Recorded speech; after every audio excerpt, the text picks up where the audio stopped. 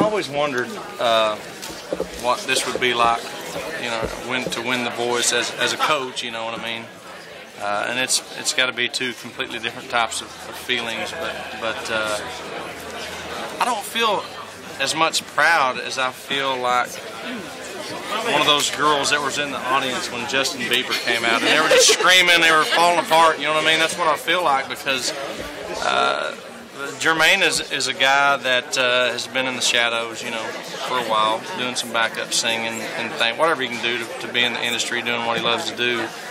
And I figured out a few weeks ago that Jermaine he knows what he wants to do. I mean, and he sticks to his guns, and I respect that. And when it came time, and I'll tell you, I'll just be honest with you, for this last episode, for him to do I Believe I Can Fly, we all walked in the studio, me, the band, Jermaine, the producers of the show, and it was one of the longest nights of my life, because we walked in there and I said, man, are you sure this is a song?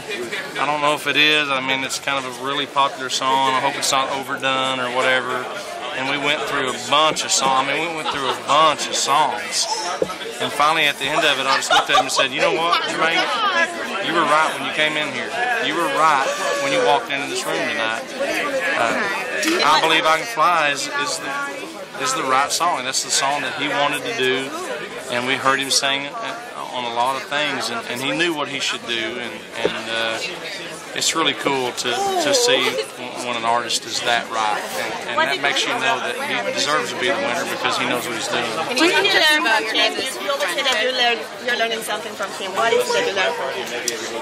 I learned from Jermaine when he gets on stage, because he doesn't.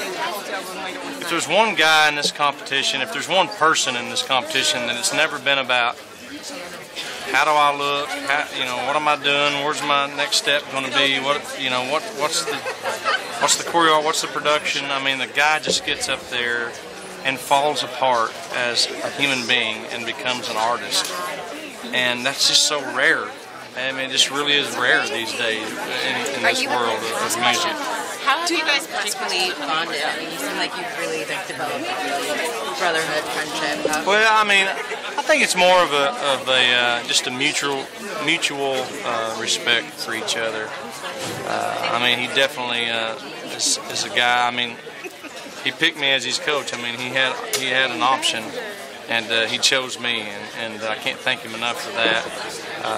And he listened to stuff that I had to say, but we went there together. I mean, there was never a time where it was like, no, you're doing this, or he stood his ground and said, no, I'm doing this. I mean, everything we did, we kind of met in the middle on, but more than anything, I mean, the guy can sing the phone book. I mean, he really can, and I would buy it. It's that good. Why do you like to have that dedicated? I saw you. That was. Hey, by the way, I've never been more honored with somebody covering one of my songs than Jermaine Paul. Thank you. Let's do one question.